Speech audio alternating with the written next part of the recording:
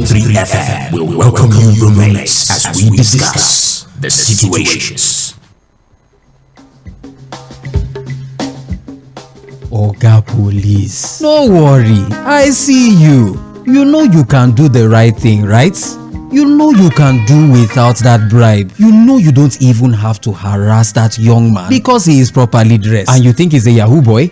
You don't even have to assault that citizen whom you have sworn an oath to protect. Yes, we understand that the pay is not good enough to take you home. That you are still wearing a uniform that you bought with your own money 5 years ago. It's no news that the government has not done enough by you. We feel your pain and we wish things could be different as we continue to call on government to wake up to their responsibilities. We want the police to be our friends, just as it is boldly stated across the various police stations nationwide. And from mainland 98.3 FM, we implore you to do better. We love you and we support you always.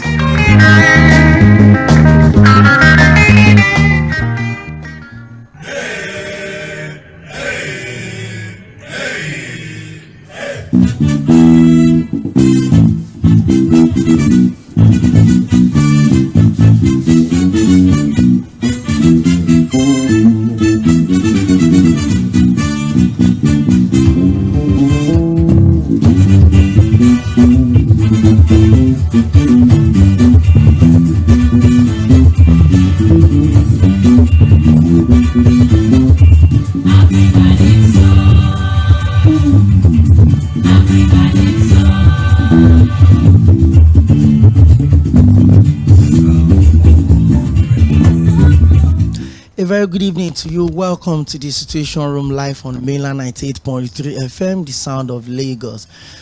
Today is the 26th day of the month of July 2024. We're gradually coming to the end of the month, and what that means is that we'll move into the 8th month, and then we'll move into the Ember month from September down to the end of the year. It's been a very engaging year, especially for us on this side of the mic.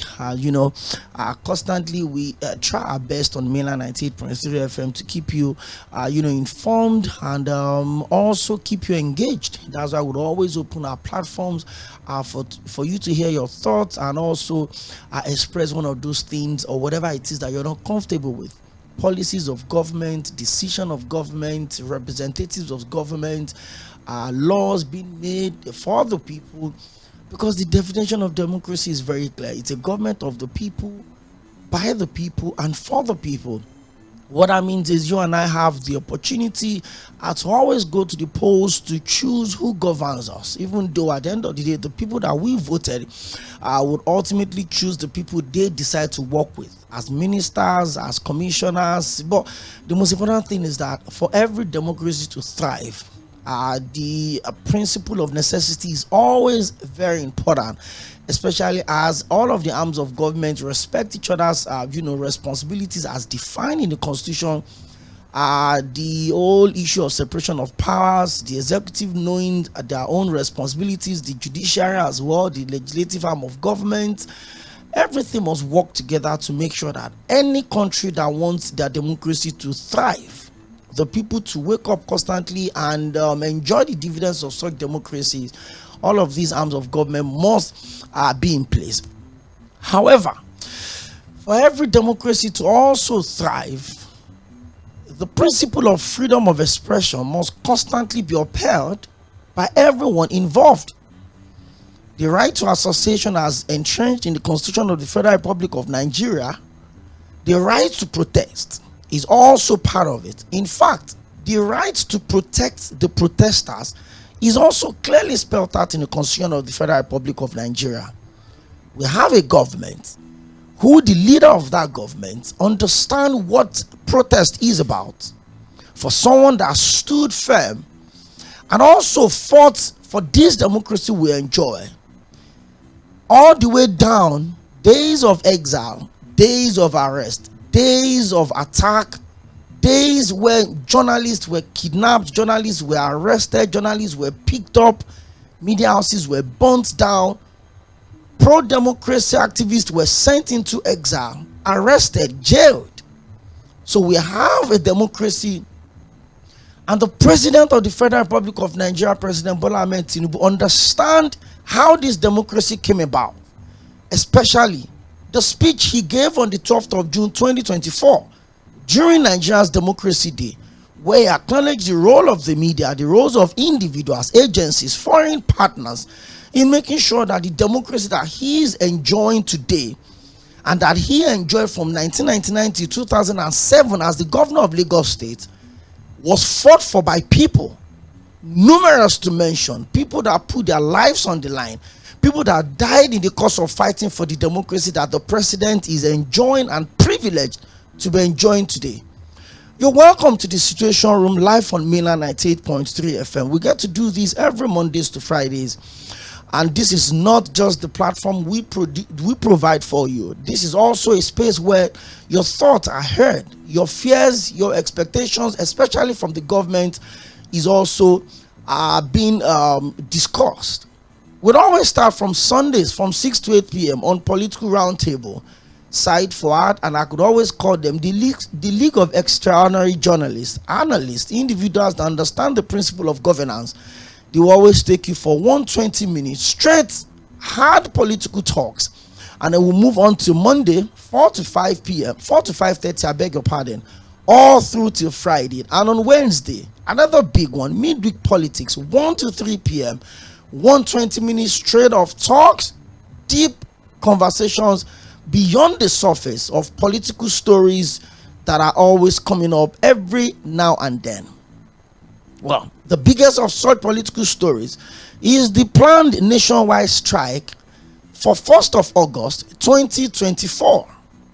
And I will be having one of the leaders of the protest, the coordinator, the convener rather, of the Take Back movement as the presidential candidate of the African Action Congress in the 2023 general elections. I'm talking about Comrade Omoyele. He joins me on the show in a few minutes, and we're going to be looking at some of the demands that the Take Back movement, of course this time around they decided to hashtag end bad governance in Nigeria, are putting on the table for the government. But before we connect with my guest, I talked about the role of the current president in the democracy that we're enjoying at the moment. I remember a couple of years back, I was having a conversation with Comrade Steve Aluko, and he was telling me that one of the people that had funded the operations of the CSOs and pressure groups in this country, especially during the military era, is the current president, Bola Ahmed Tinubu. That whatever it is that involves free speech, that supports protest, people asking government the right questions under the military, you would find the administration of the current president, Bola Ahmed Tinubu, at the forefront. Remember, the protest that was organized by the SNG, the Save Nigeria group, in 2012. Then we had the president, Goodluck Jonathan, when he removed the subsidy. There was a protest coordinated from the north to the east to the west to the south. The country stood still. Lagos stood still. You had your faves, your celebrities, your actors and actresses, your musicians converging Ojota in Lagos, Nigeria, asking the government to reverse the decision to remove the subsidy. And then the current president, the leader of the opposition, the leader of the then Action Congress of Nigeria, made an address, spoke to the president, and I'm going to play you that soundbite now. Then one would come back, would understand why it is difficult for countries in the world that have leaders that benefited from a process to also allow the process to thrive. It is important to know at this point that the planned protest for the 1st of August had a lot of coloration to it. Demonized across tribal lines, demonized across political lines, demonized across ethnic lines.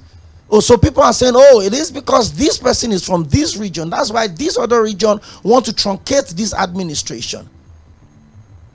But the 1999 Constitution, as amended, clearly allows everyone in this country the right to protest, freedom of association, as long as it stays within the demands of the law. And I've not seen where the Constitution states otherwise, that people cannot protest. So why do we have all of this coloration around it? You understand the peculiarity of the situation.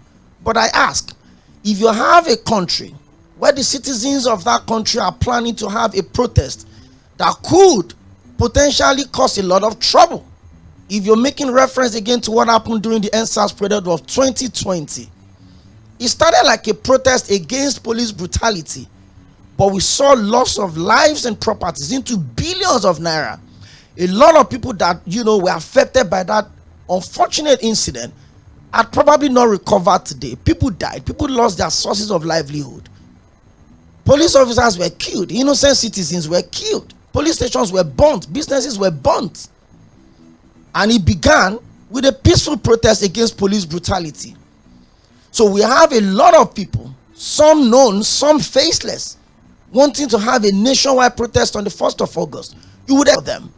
But go around the street of Lagos are selling at outrageous prices. So, should there be an idea of trigger when the government should be speaking to the people as the need for them not to have the protest? It is the right of the people to take to the street and ask questions from government. Things are tough. A tuber of yam cannot feed a family of 4.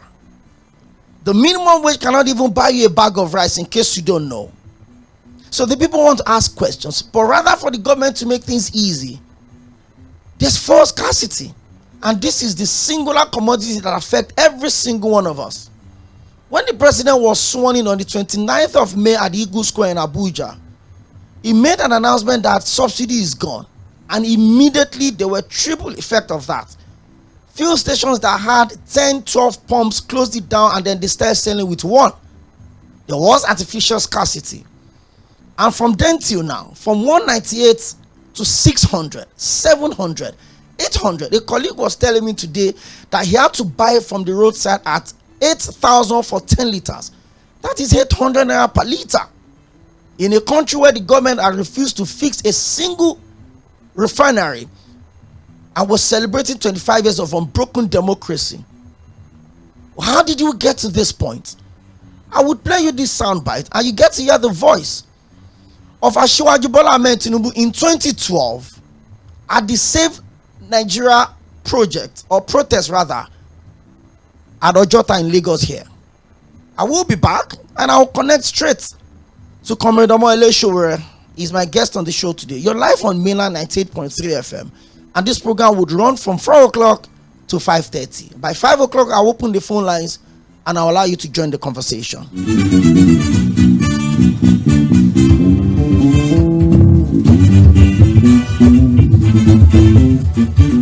Those who could improve this situation for the good of all of us do not allow the opportunity to make things better for us. They make it better for themselves, for their comfort and their families. Cronyism is prevailing. Today, our rulers in Abuja and across some of their states, you know what they say to us when they remove subsidy and we say no. Hunger is increasing, they say so what? Unemployment is a cause, they say yes, we know. Why are the people hungry? Is that let them face death. That is what is in Abuja of today. The current way of governance make nation do the impossible. What it does, it makes poverty and the erosion of just society inevitable. We have gathered at this hour in this place to put an end to the national corruption and corruption. We have assembled here today to bring a new day and a new Nigeria to our people. Today, the Nigerian people are decent and hardworking people. They are equally long-suffering. They tolerate for too long. Just because they are long-suffering does not mean they should be forced to suffer on death comes. We, our people, we've had enough of excuses. Our people have had enough of having nothing. The current government's trademark is to throw empty words, all action at our problem, as if doing nothing will cause our troubles to live for sheer boredom. Unemployment increasing. Industrialization, we have not. Refinery, nothing is working. Electricity, they lie. If this is the government of, if this is the government's idea of transformation, and we have none of it, we should not have any of it. Because before, we say the government of slow motion. Now, it is the government of no motion at all. If they want to stand still at the bus stop or train station and be stagnated without poverty, they have the right to do so, and we have our right to kick them out. Not enough that they are stealing from our children tomorrow for lack of investment in education. They are still embezzling the retirement benefit of hardworking Nigeria, including our grandfathers. They are stealing the port, the treasury, not even leaving some coins for us to war with. Let them be out. Out now. Things seem anxious and uncertain. I understand the hardship you face. I wish there were other ways, but there is not. If there were, In our quest to bring to the table issue-based conversation around nationhood and development, we have made 4 to 5:30 p.m. Monday to Friday the perfect time to welcome you into the Situation Room as we continue to build the narrative about public service and accountability. Mr. President, this Senate needs to know. Mr. President, this Senate needs to lend its voice to the plight of these people. Mr. President, there is nowhere I can say it except here. This is why I'm elected. If I cannot say these things on this floor, sir, I better resign and leave. As elections give the citizens the chance to make their political decisions, constant demand for quality leadership from those they voted into office. Look at us now, there is nothing, we are starving. Tinubu should please do something. It's also important to having a Nigeria of everyone's dream. Join 괜 Akinode as it takes to task seasoned analysts, opinion makers, business professionals, and politicians on issues around politics, policies, governance, and leadership every Monday to Friday from 4 to 5:30 p.m. on your super dial Mainland 98.3 FM. We'll welcome you roommates as we discuss the situations.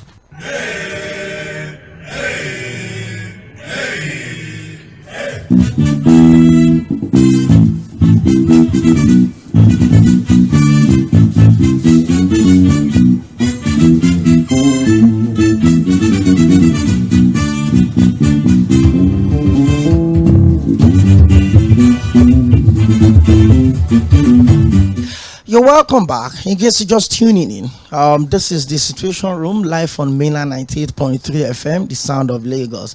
And like I said, we get to do this every Mondays to Fridays from 4 to 5:30 p.m. Today on the show, Comrade ᴜᴜᴜ joins me. He's a Nigerian politician, a human rights activist, he's a citizen reporter, a journalist, a pro-democracy campaigner. The 2019 and 2023 presidential election. Well, he's part of the people convening the protest, organizing the protest. Yes, I think that's the right word. That is supposed to begin on the 1st of August, according to conversation going. The soundbite I just played was the voice of the then national leader of the opposition party, the AC, and before he became the APC, build up to the 2015 election, and that was Asiwaju Bola Ahmed Tinubu, now President Bola Ahmed Tinubu, addressing the nation on the ground of the 2012 nationwide protest against the removal of subsidy. And the same subsidy was the first thing he removed when he got into office about a little over a year ago, specifically on the 29th of May 2023, when he was sworn in as the democratically elected president of the Federal Republic of Nigeria. He announced the removal of subsidy, and everything just changed from there. And it looks like the government had not recovered from the effect of that particular announcement. Petrol was from 198 or 180 back then, and look at what it is right now.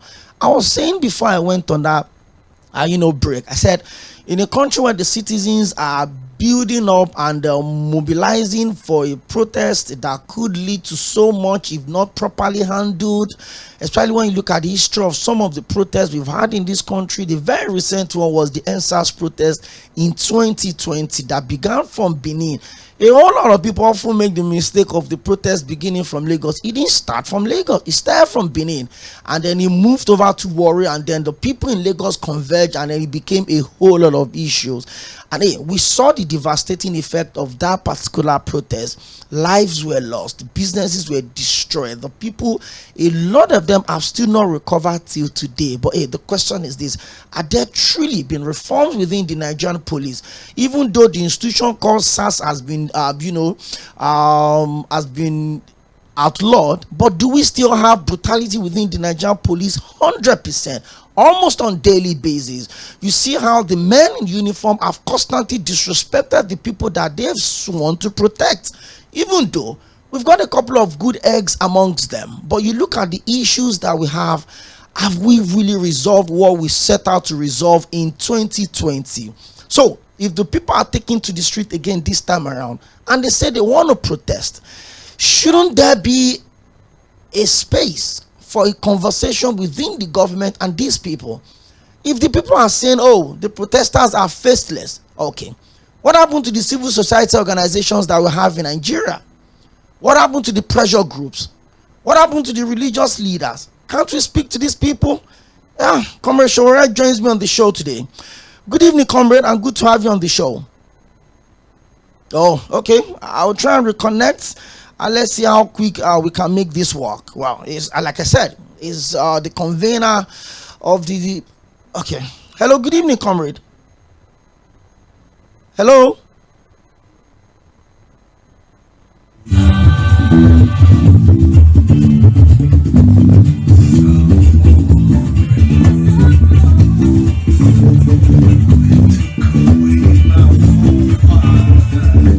Hello, good evening, comrade ᴜɪᴜ. Good evening, how are you? I'm very well, and thank you so much for being with us on the show today. Thank you for having me. Okay, so let's get straight up into the conversation. The last 13 months or thereabouts has witnessed a whole lot of issues, especially in respect to how democracy is being practiced everywhere in the world and how our own type of democracy is being practiced. And as a result of that, there's been a drum for support and mobilization ahead of the proposed nationwide protest on the 1st of August, which are part of the people leading it, even though the people have said, oh, it is being led and organized by hunger, by scarcity, by poverty in the land. However, there's been a lot of position put out by you. Before we get into that protest, let's talk about the state of the nation, especially in respect to what the people that fought for this democracy, and somehow, logically, I'm going to put you in front of that, because I saw quite a lot of articles you put out back then. Your advocacy, almost like the right-hand man of the late Moshood Kashima Olawale Abiola. Take us through that journey and where we are right now. If Abiola was alive, if the people that fought for this democracy are alive, is this the kind of democracy they would want? Especially after 25 years of the Fourth Republic. How do we come to this point? Talk to us. Well, I'm more interested in the kind of democracy we were fighting for as young people when we were students at the University of Lagos and being part of the larger National Association of Nigerian Students. We were fighting for a democracy that carries all the tenets and characteristics of democracy, and which is to say that the democracy must allow for free speech, free and fair election. It must guarantee citizens their fundamental rights, and would also empower individuals to determine who should lead them. That is not the democracy we have today, and this is why I have frequently used the word morontocracy to describe Nigeria's democracy, which in my own opinion was that a bunch of morons in 1999 just hijacked what everybody thought was going to be an eve of El Dorado or a better life at the minimum, and then turned it upside down and had turned even the military guns against civilians with whom they fought and got to power. That's been our experience, and that is not the kind of democracy that we're fighting for. Definitely, I do not believe that that was what Abiola was fighting for and died for. If it was, we would have by now also turned into it would have become a historical renegade. So that is why those of us who for democracy and who are very competent with everybody that fought at that time do not and would never accept any form of democracy that is different from the one that we worked on and fought for. Okay. And one of the things you said is free speech, and as absolutely captured in the 1999 Constitution, and also captured is the right of the people, of the citizens, to protest. In fact, the right of the citizens to be protected during that protest was also captured in the Constitution. Hey, there's been a lot of coloration, a lot of religious, tribal, political coloration ahead of what is being planned for 1st to 10th of August. And in your statement, you said you could also, go beyond the 10th of August. Talk to us, and why do you think protest is what the country needs at this time, Comrade Omoyele? Well, protests are globally recognized, internationally recognized tools for resistance and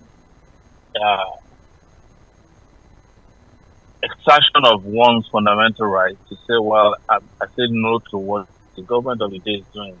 And that's why sometimes it's an oxymoron to say that a protest is peaceful, because by nature, protest is already designed as a standalone way of saying, no, I'm not going to accept this.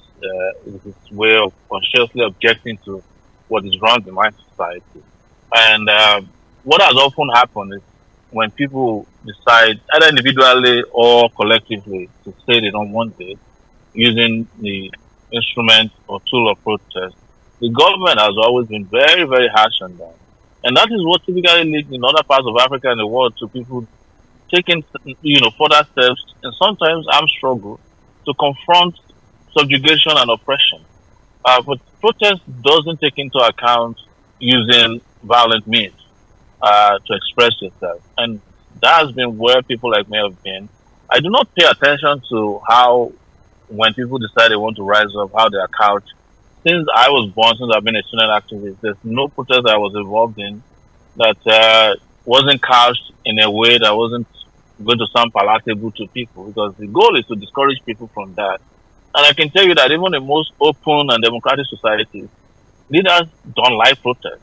That's why protests are so powerful that even as harmless as they sound or look, characteristically, leaders don't like protests. Whether it's done by one person or it is done by 1 million people, because they are so potent to carry the power that even an armored tank or a gun or a bomb cannot carry. So, and I guess that is why you get all these kind of narratives that you've been talking about. Like sometimes they'll say it's ethnic, sometimes it's religious. The reason they are not using religion this this time around is that the central government of Nigeria is firmly in the hands of two Muslims. So you cannot claim that one is sabotaging the other. And it was supposed to show to Nigeria that Nigerians are not necessarily as religious as we think. That a lot of people are open. People just want to have a government that works for them. They typically would not care if things are working if the two people who is president and vice president are traditionalists, or they are Buddhists, or they are Hindus. They don't care as long as things are working. But here every form of division has been weaponized. Every form of deprivation, like hunger, has been weaponized, and they know how to throw the banana at the monkeys of this sentiment. And people just jump at it, because you can have 500 Nigerians. They have forgotten where they come from, their ethnicity, and they are working together. But the moment they want to ask for something from somebody, suddenly the person pulls 5 out and say, they just want to run me out of town because I'm Yoruba. They want to run me out of town because I'm Ijo or because I'm Igbo. So that is how Nigeria has been operated, and that's why we are where we are today. But I don't pay attention to those narratives. They're so backward and ineffective that paying attention to them means that you subscribe to them and don't. Okay. Comrade Omoyele, The Take It Back movement, wrote a letter to the FCT minister for the right to use the Eagle Square. And I saw the new letter well published. And I look at that letter and it kind of, captured the undertone according to the many interpretations that I've read, to that letter today.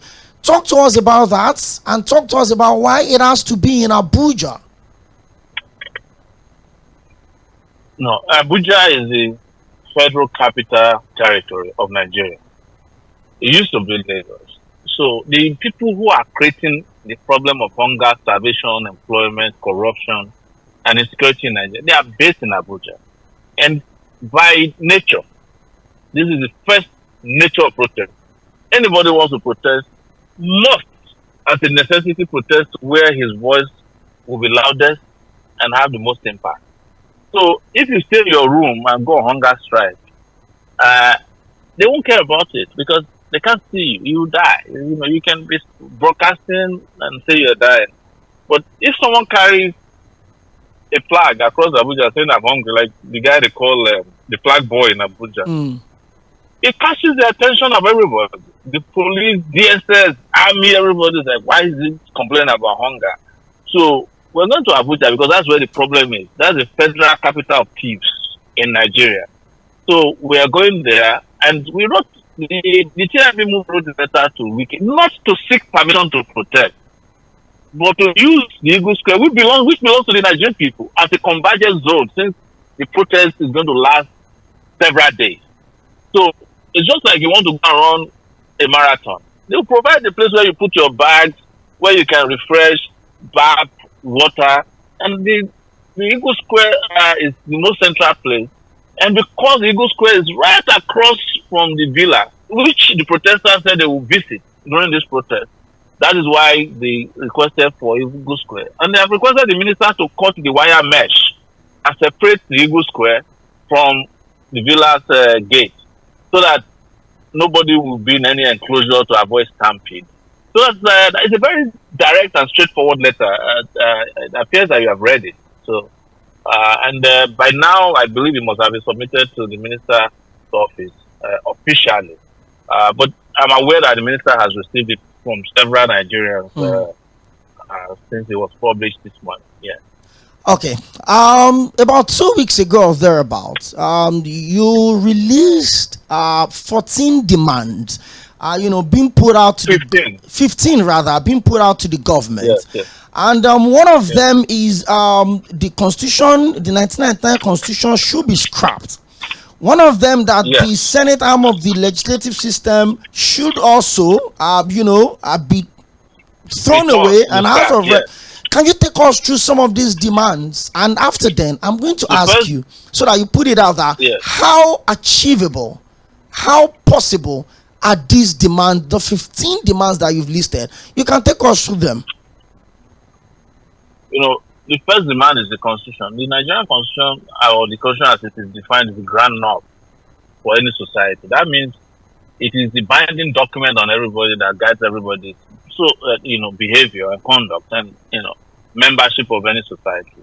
So, for you to call it a constitution, you must have all the constituents of that society come together and write the constitution or debate it, either in written and unwritten form, and then bless it or consolidate it or breathe life into it by way of referendum.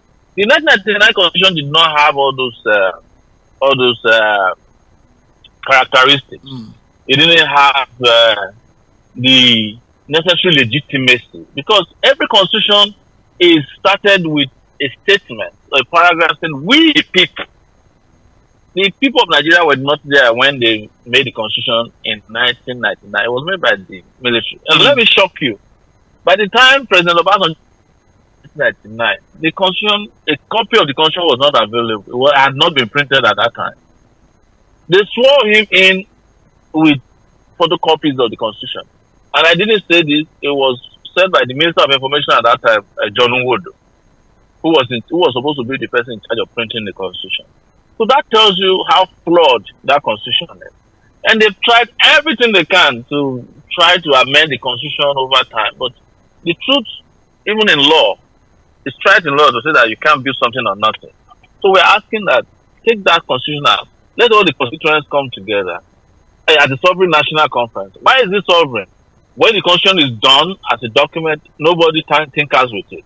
You don't want contractors who just change and write constitution every year to be in charge. You want Nigerian people. You should go to a referendum. The second demand there, as mentioned, is to cut costs.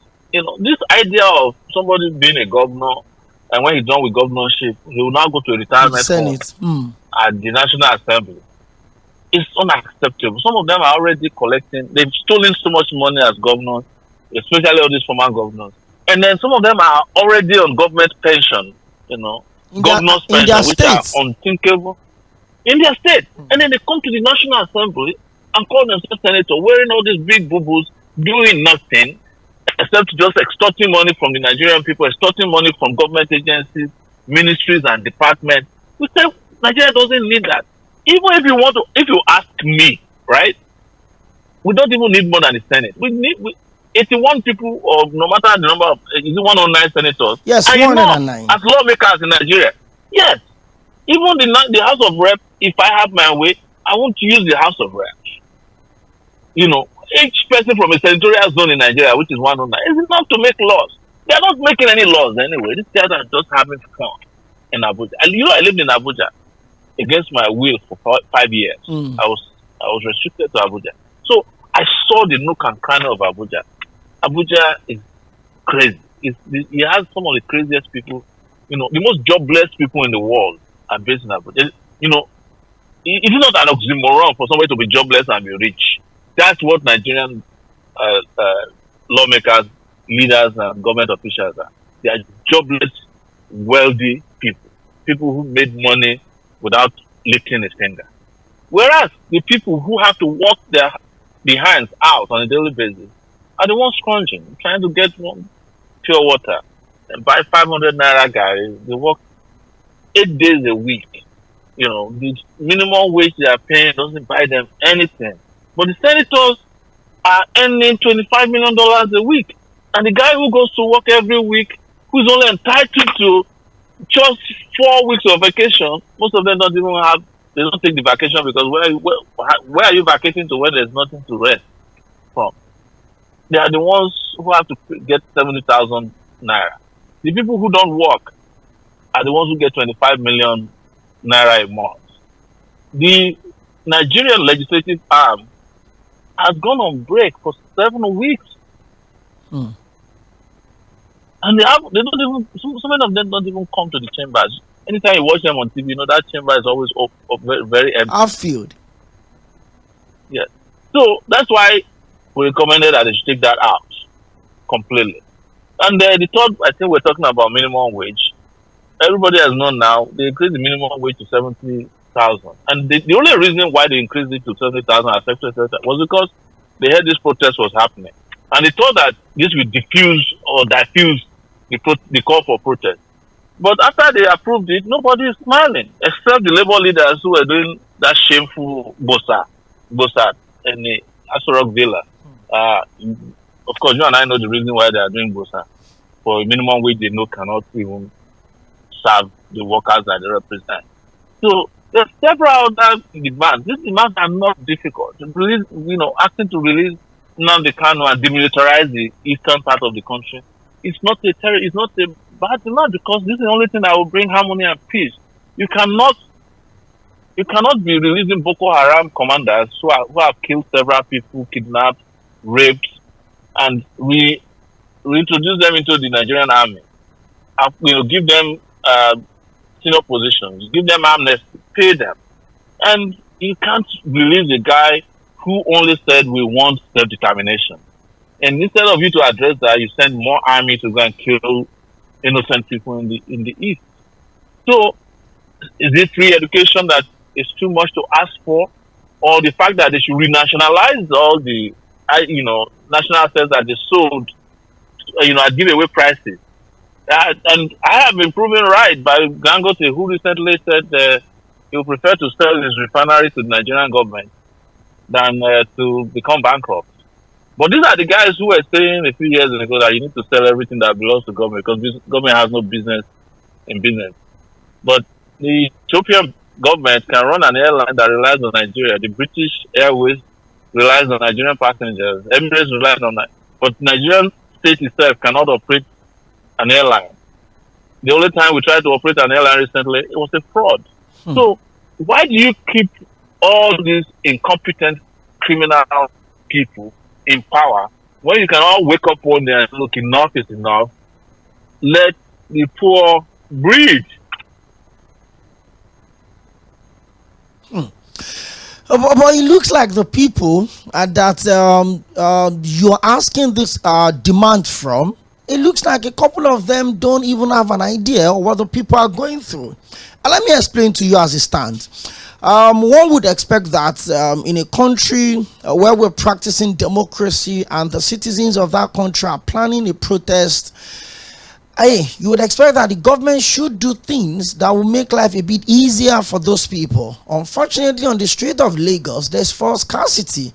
The little people have to move around. They are stuck in traffic for hours because the only fuel stations selling have blocked the road. We have a situation in our hands. But Comrade Omoyele, one of the things that a lot of people have expressed in terms of these fears is the aftermath of the 2020 ⴄ protest.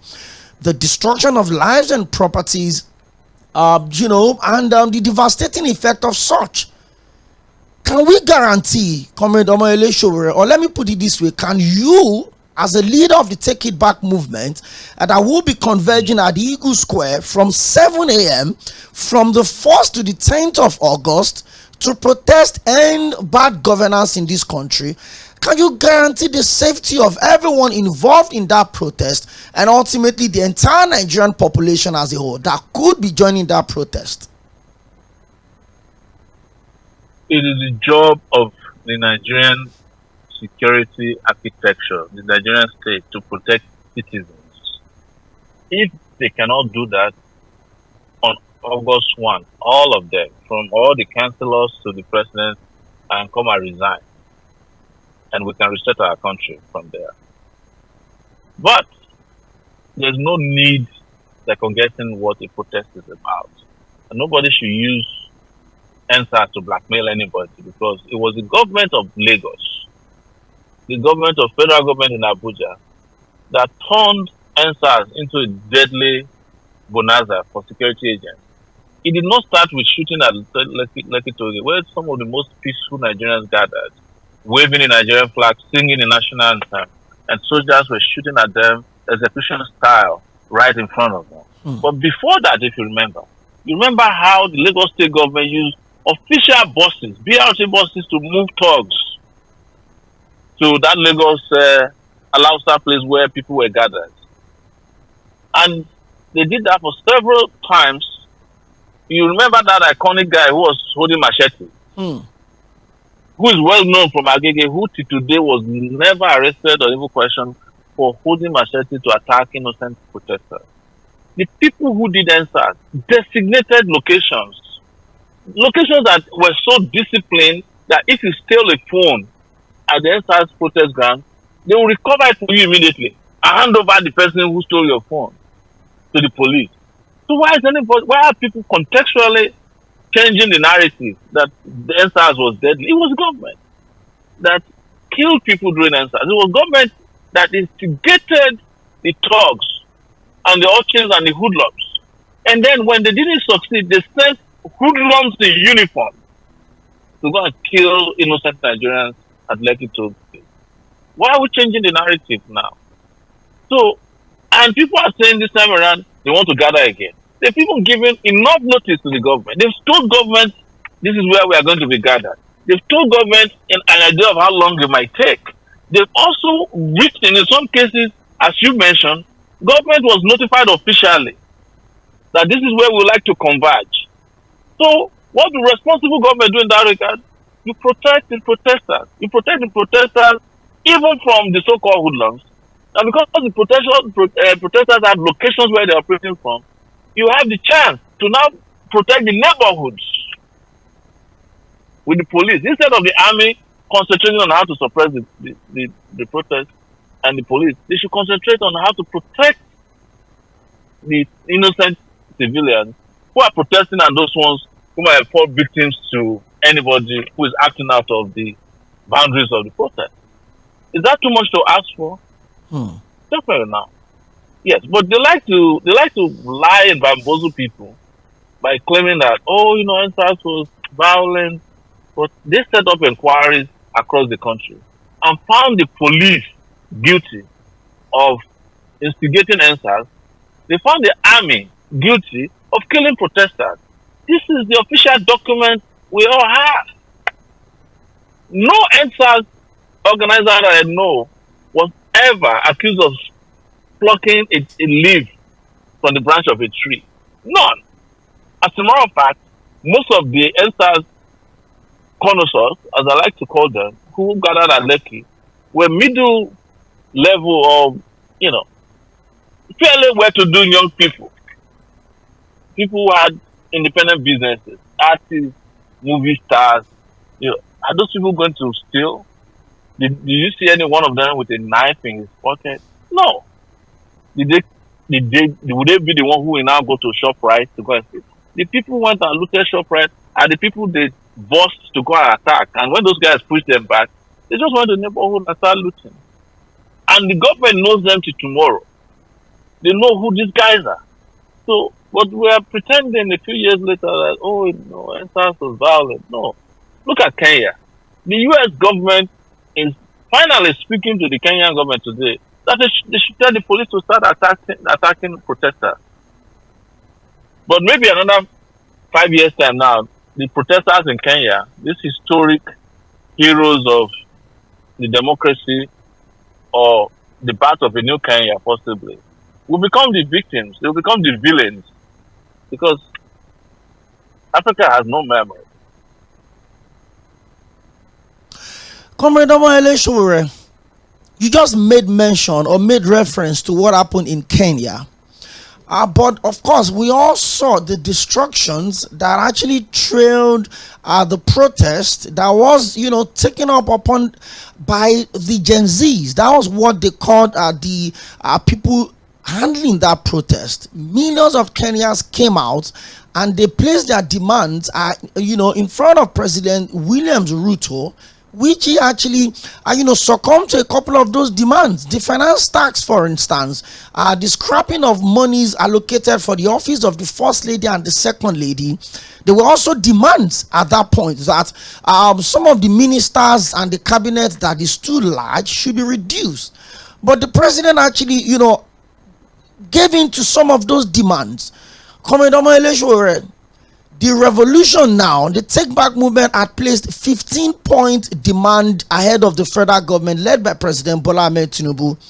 Which of these demands, if attended to, could make your movement halt the proposed nationwide protest that is scheduled for 1st to 10th of August? The first 15 demands that are public knowledge now are the demands that are non-negotiable. Non-negotiable. That is to say, these demands must be met first and foremost before any kind of negotiation can take place. If we wanted to make it impossible to meet, we would have made for 64 demands, which would mean that we have one demand per year since independence.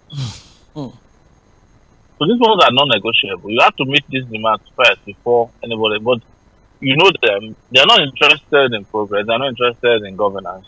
They're interested in hubris. We're talking about protests.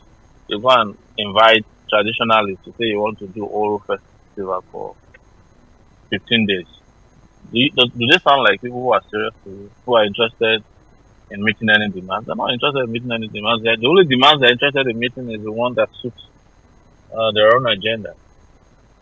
And that is where and why we are where we are now. So let's go back to what I raised the other time. That is the aftermath of what could happen or what could go wrong in every protest. I've also been privileged in my little time on this job to cover quite a few protests. I was on ground to cover the protest that was organized by the Save Nigeria group in 2012 to protest the removal of subsidy. I've also been privileged to cover a couple of campus-based protests. Of course, I was here on ground to cover the NSAS protests of 2020. And in the midst of all of this, Comrade Omoyele, one thing is significant. These protests should have workable and feasible demands. In all of these that you listed, and I'm asking you again, do you think these demands are achievable within the short time from now till the 1st of August? Perhaps you think the president could call for a conversation, even though the National Assembly, both the Green and the Red Chamber, had gone on 7-week recess to come back on the 17th of September. One would wonder, in the midst of all of this chaos, the people that are saddled with the responsibility of making laws for us have decided to go on rest. 7 weeks. It's okay. It is the right to have such rest.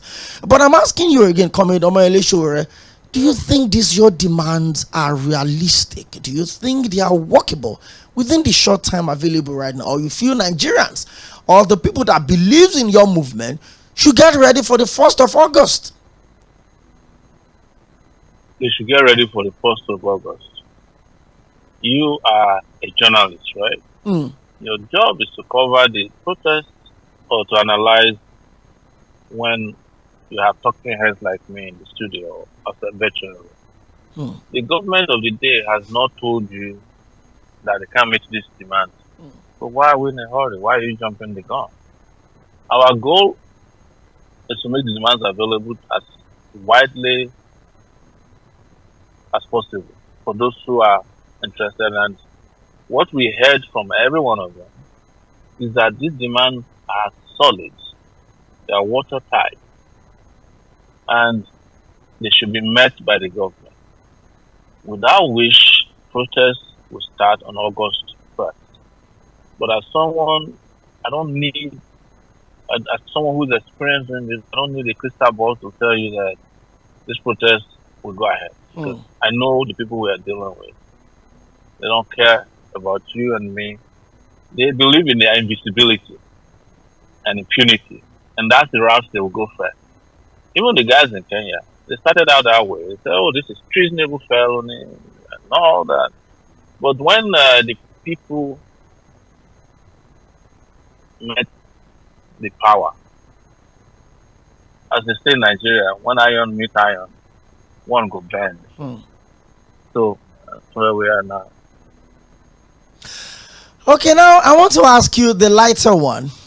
I mean, we all understood what it felt like when you had the city restriction. You mentioned it earlier on, where you were held within the FCT against your wish for 5 years while your case with the federal government was going on. But now, I mean, you move around, which is good. You've been with us in the studio a couple of times, which we always appreciate. But I want to ask you, in clear terms, Comrade Omoyele, would you be on ground on or before 1st of August to initiate this protest? My answer is very simple. And I hope you hear it loud and clear. That I will be participating fully in this protest. And that's the only answer I have for you. So that's my answer.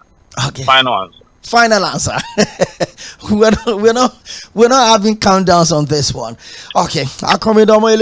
Also, we know that beyond informing the Minister of FCT because of the location that you're asking for, the Eagle Square, have you also reached out to the relevant authorities, the security agencies, because we know that it is their duty to protect the people that are protesting, which is really key.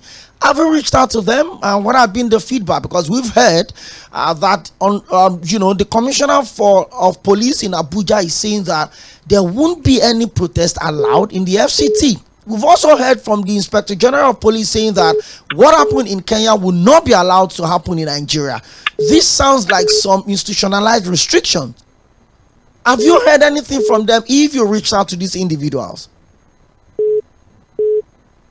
The only thing we need to do has been done is to declare our fundamental right to protest against conditions that are stifling of our existence and dignity. And in furtherance of that, when a venue that is being held by the state is needed, they had also done what is expected by writing officially to them to hand over the keys. We're not even asking them to hand over the keys, to bring in the people who manage the place, because we are using it for convergence. So those are enough, in fact more than enough, because the laws are, even the military imposed constitution, it's very clear that protest is a right. Furthermore, ᴑᴜ, who you know very well, who is very, very versatile, versatile lawyer now, who is close to us, went to court on behalf of Buhari and ANPP and took a case over the right to protest all the way to the Court of Appeal. The Court of Appeal decided, in its own wisdom, the Nigerian Court of Appeal, that you don't need permit to hold a rally. So, as law-abiding citizens that we have even gone way and beyond by announcing that a protest will happen. And the most important thing is that all of them are aware. They have been speaking about it. That shows a level of consciousness and awareness of what is going to happen. So there is nothing else to ask of us, and there's nothing else to ask of the security agencies, but for the citizens to exercise their rights, and for the security agencies, who are first and foremost Nigerian citizens, to also do their due diligence and duties. Nothing else to add. Okay, Comrade Sowore, I will soon let you go because we had a time that we agreed on. But let me ask you this question. You were the presidential candidate of the African Action Congress in 2019 and 2023 presidential elections in this country. And I want to ask you, if you had won the election, what would you have done in this situation if you were the president? This is like asking for cheat sheets. I won't tell because I have to reserve that for when I become president.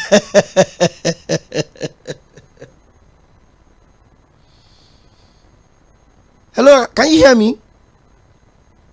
I can hear you loud and clear. Okay. So there's nothing to give. We're not giving out the expo here. Okay. We are discussing the protest coming out. In the last couple of days, Comrade Sowore, there's been a lot of narrative surrounding this protest. One of the spokespersons of Mr. President, Mr. Bayo Onanuga, had attributed this protest to the Labour Party presidential candidates, and they've also been voices saying, "Oh, this is politicized." Even the FCT minister, Barrister Nsoᴛɪᴏ, had also made mention of the opposition in charge of all of this.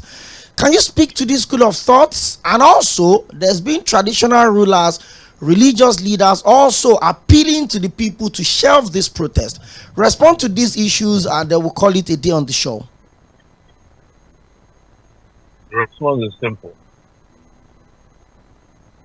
Politics is the reason why we are talking today.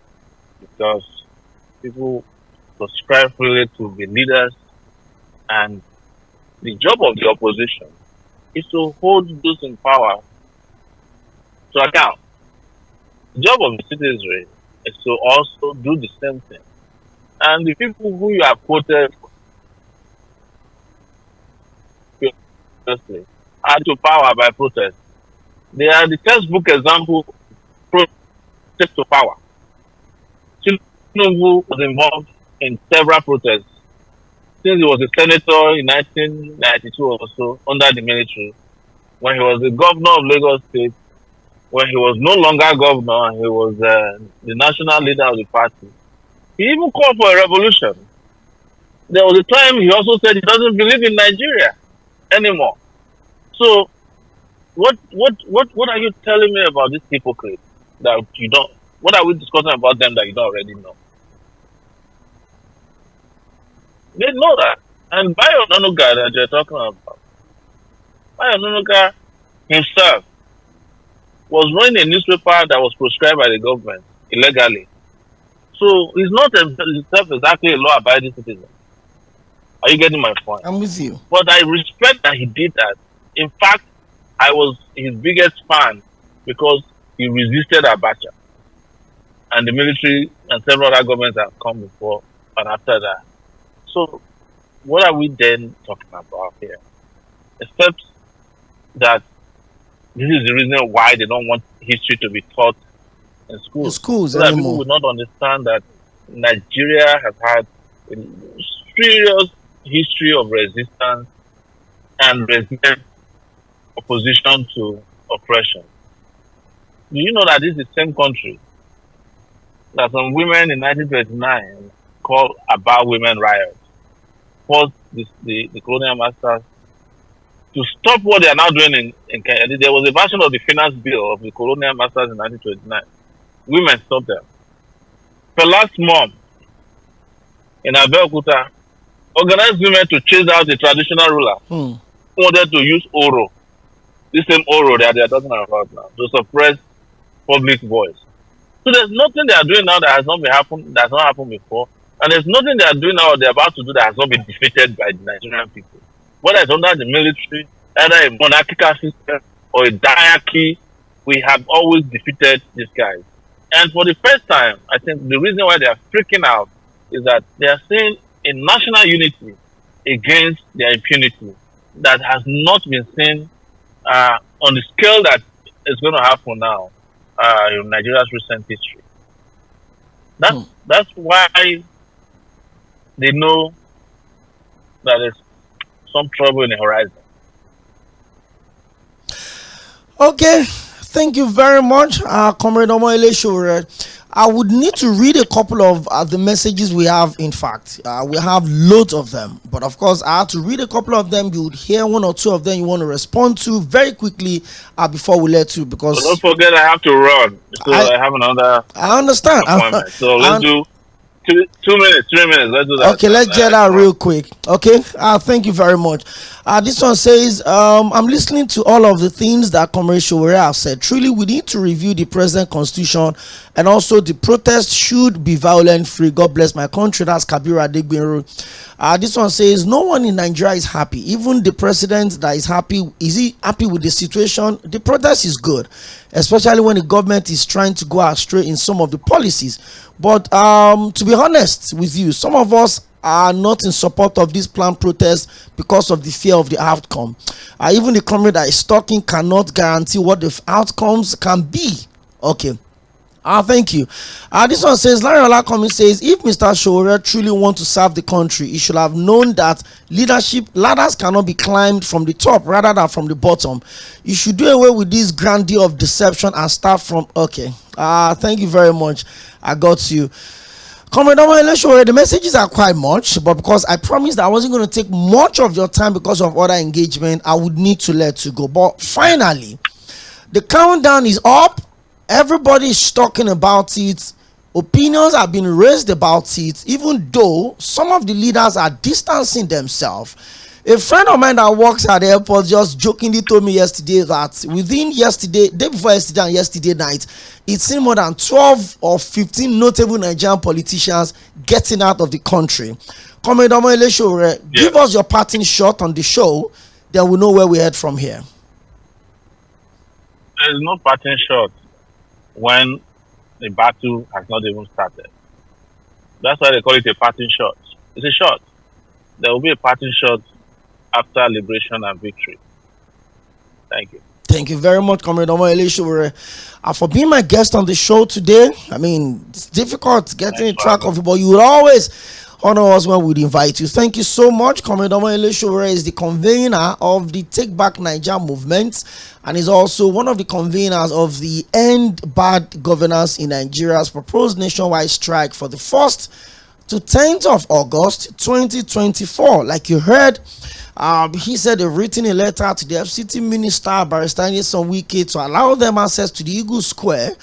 And I read some of the demands on that letter. I mean, yes. I mean, when you want to get something, especially from people that are probably not wanting to let go, you have to find a way to tighten things out of them. Pretty interesting demands, by the way. They said the perimeter, protecting the Aso Rock should be removed in case the protesters want to pay a visit to Mr. President at the villa?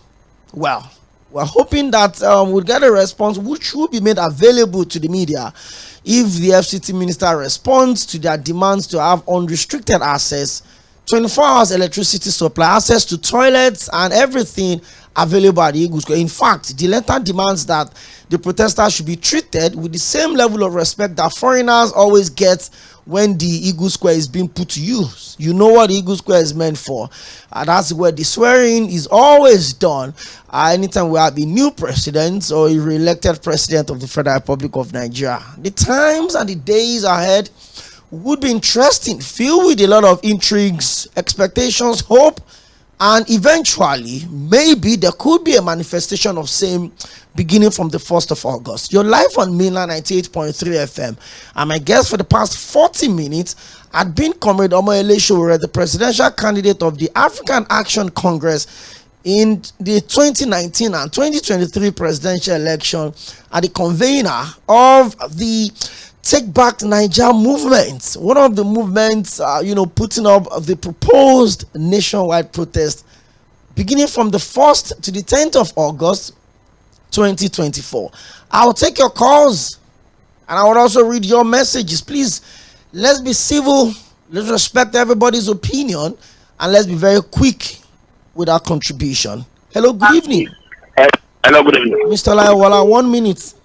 Yes, you see the issue, so let me follow in talk that they don't have the question or the authority to protecting against the creation of Nnamdi Kanu. One, because the guy committed offense raising the flag of unsovereignty state within the Nigeria. So just saying that he don't have the right to protest over it. Okay. He's committed offense, the biggest offense in the country. That's all. Thank you very much, Mr. Laiwala. 0913-600-0410. Hello, good evening. Hello, good evening. Straight to the point, your name and where you're calling from. This is Dyer from Lagos. Okay, Mr. Dyer, 1 minute. Yeah, the EndSARS protest will have been violence-free. Even the 2023 election will have been violence-free if the government did not send aggregators or counter-protest. Hello?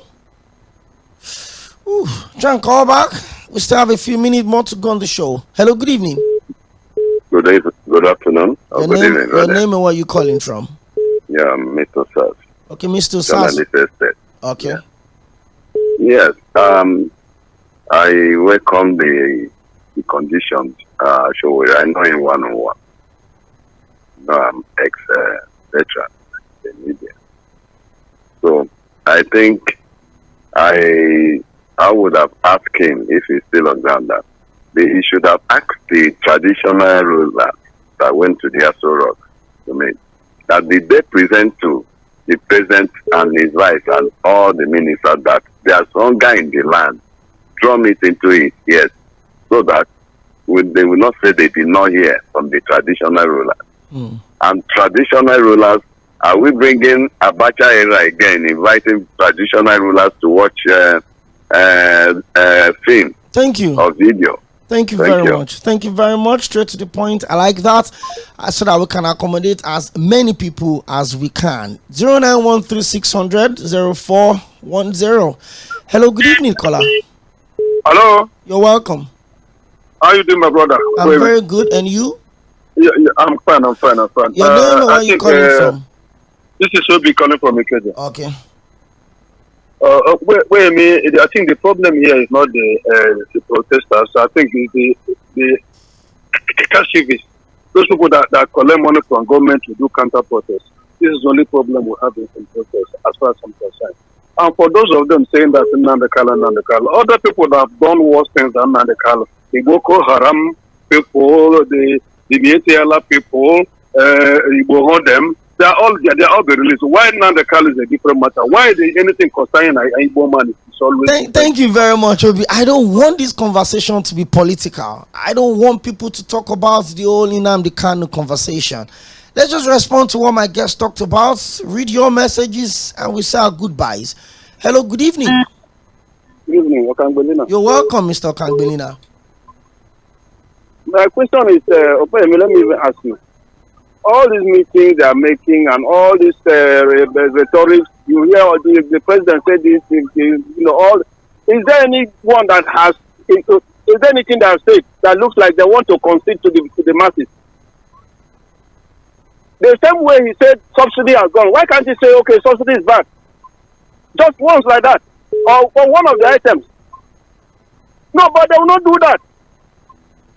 The only thing they will do is to continue calling traditional rulers. Me, I don't know anybody about like traditional. There's nothing traditional ruler can tell me.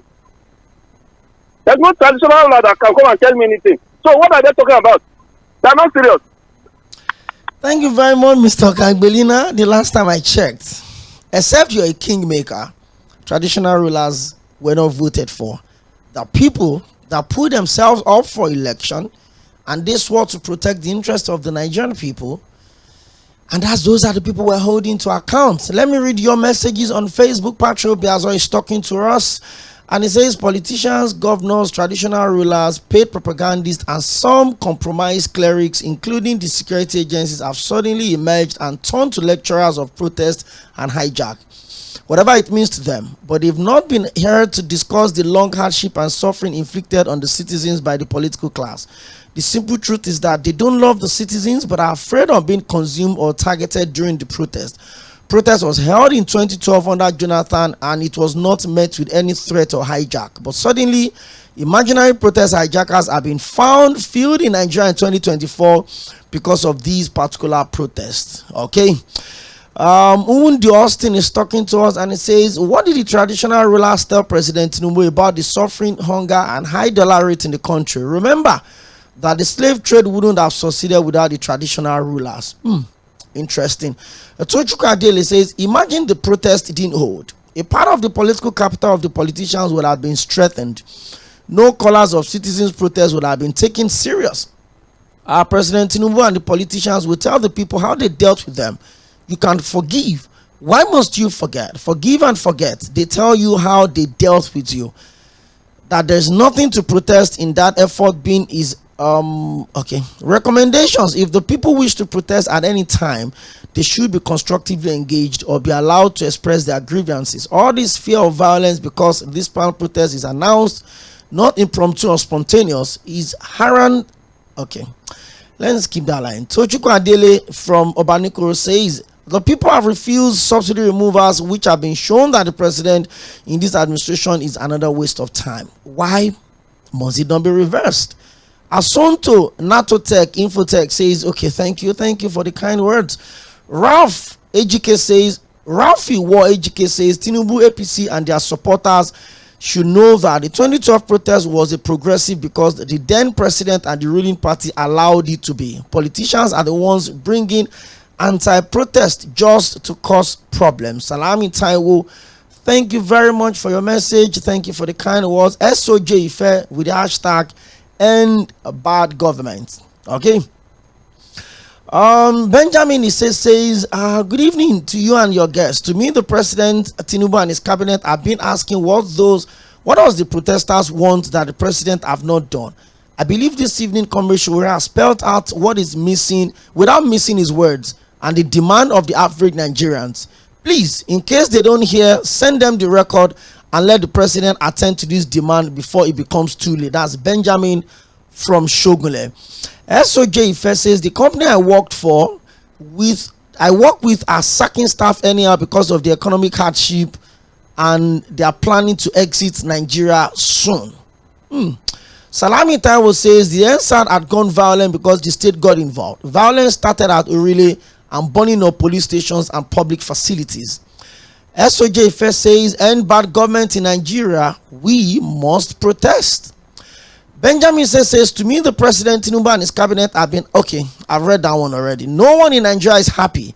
Even the president that is happy, is he happy with the situation? Yes, protest is good, especially when the government is trying to go astray in some of the policies. Okay.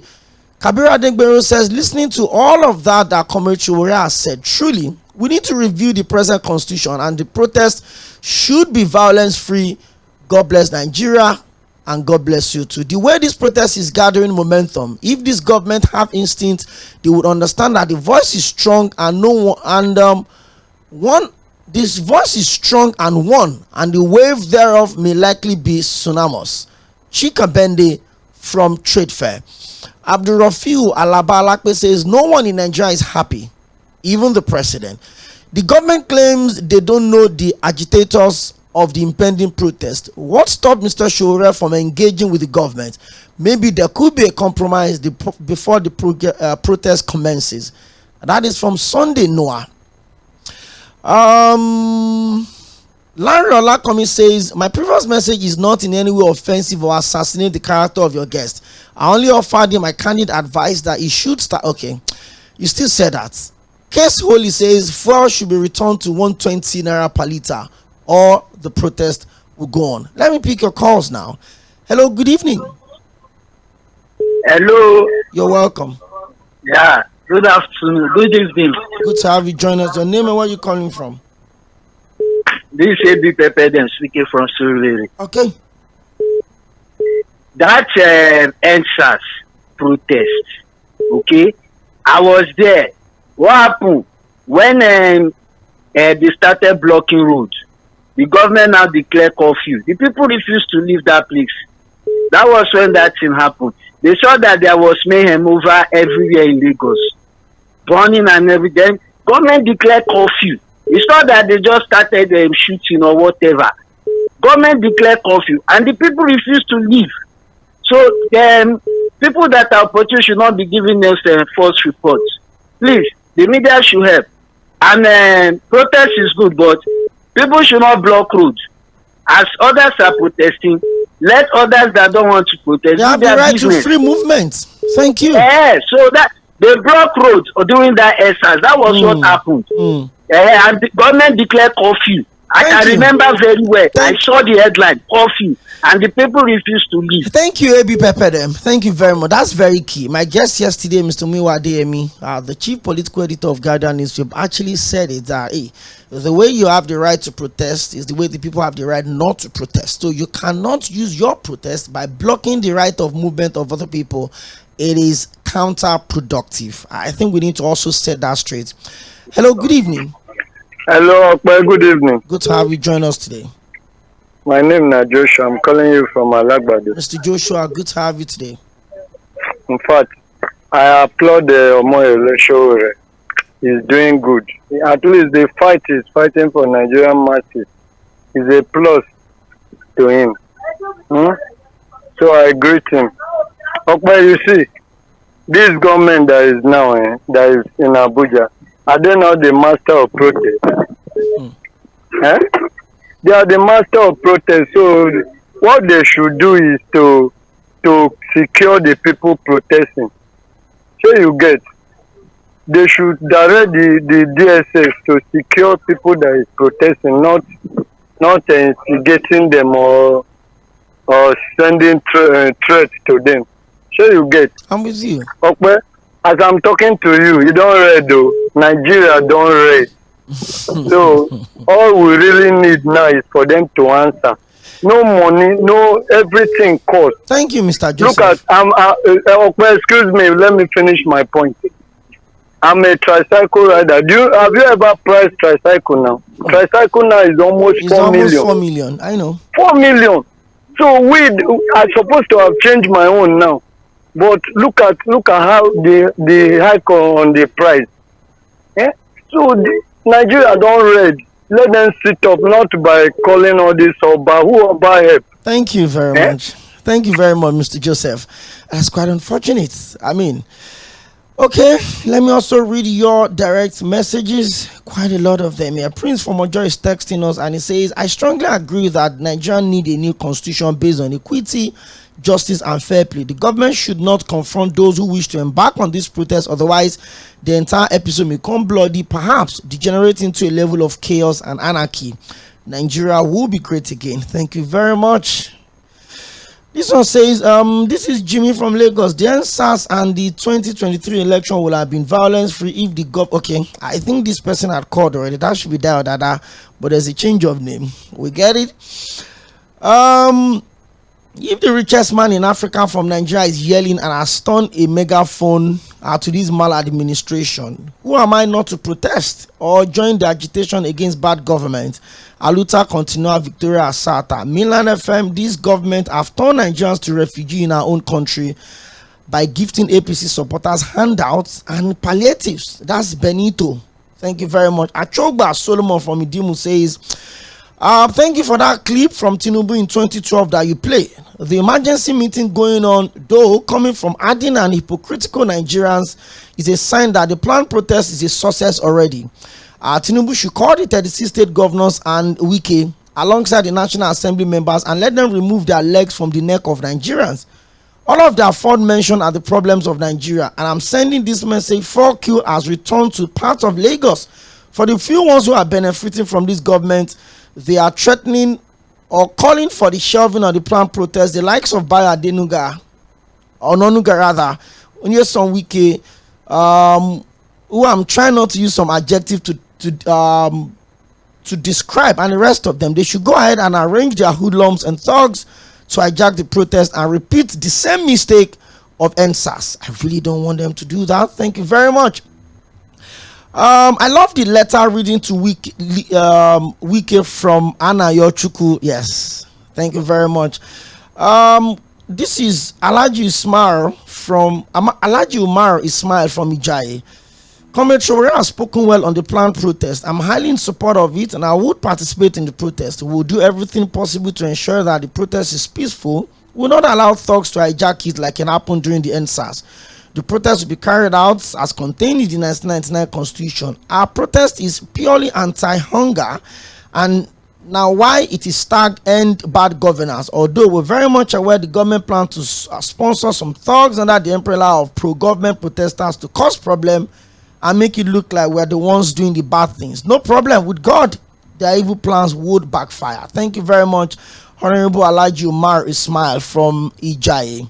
Okay, this is Olu from Badagry, and it says, any politicians at this moment in Nigeria without a face, any protest, at this moment without a face or coordinator will be a disaster about to happen. The promoters of this protest, like Sowore, have nothing to lose because all of their families are living abroad. If truly Sowore believe Nigerians are suffering and the protest is not about his own political ambition, let him organize a protest in the states and National Assembly for political and economic reforms and stay at the assembly until they agree with Nigerians. Okay, more messages. This one says, tell Sowore that they organized the ⴅsᴜᴜ in chaos with security agencies loyal to the Boko Haram. Okay, Chief Akpagwadion, this doesn't sound right, so I need to end your message.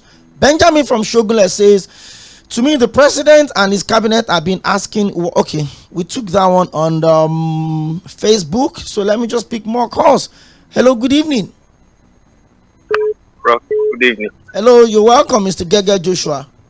Yeah. Can you hear me? I would have wanted you to help me ask you. Yeah, if you consider some of all these presidential aspirants who are backing out and who are trying to disassociate themselves from the protest, or okay. Hello, good evening. Good evening, bro. You need to put down the volume on your radio set, or you turn it off completely. It's off already. Thank you very much. Your name and where you calling from? I'm Dixon. I call from Ogun State. Okay, Mr. Dixon, you have the floor. I want to let you know that already the protest is already successful. Although it has not taken place, but the response now, the anti-pattern of the government, the run-up of the government, shows that they are listening to the voice of the masses, that the masses are actually powerful. It's unfortunate that at this time, that you are listening to the yearning of the people, you are planning the counter protest. It's not supposed to be like that. You started protesting from the beginning. Now it's your turn. You are agitated. It's not supposed to be like that now. Do what the man said you will do. What are we looking for? Give us light. I keep saying it. I said, if government can do one thing, it should be doing that thing. Just give us power in this country. every other thing will fall in place.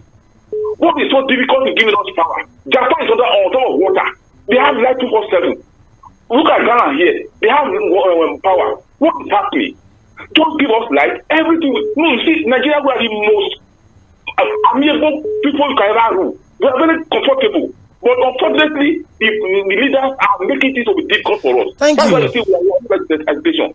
Give us power and there's no problem at all. Thank you very much. Thank you. Thank you. Thank you very much, Steve Ikeolu from Maryland. It says, Comrade Chobere had spoken well. My take is that the looming protest has already achieved its purpose because it has shaken the very fabrics of this government, whether it is embarked on the first or not. The strong warnings of their governors had been sent out to the world. That's Steve Ikeolu from Maryland. Okay. This one says, thank you very much for the good job you and your crew are doing. Steve Nwamboeze from Badagry. I'm not surprised what is happening in Nigeria today because I saw it coming. I'm not protesting. Let those that voted for the government should go and protest. President Ahmed Tinubu built Lagos. He's now building Nigeria. We have not seen anything yet. Unfortunately, we've come to the end of the show. Thank you so much to everyone that joined in. Thank you so much for my guest, Comrade Omoyele that joined in via phone. And to everyone out there going through whatever form of hardship, enduring all of this chaos, I hope you have the strength and the strength to keep going. Unfortunately, for every government that really truly listens to the people, when there are drums of war, the government should not in any way, promote such drums. There should be conversations. Democracy is about dialogue. So if the people want to protest, which is within their rights, as captured in the 1999 Constitution as amended, the government should speak to them. Unfortunately, the National Assembly, the lawmaking arm of government, have gone on 7 weeks recess in the midst of all of this chaos.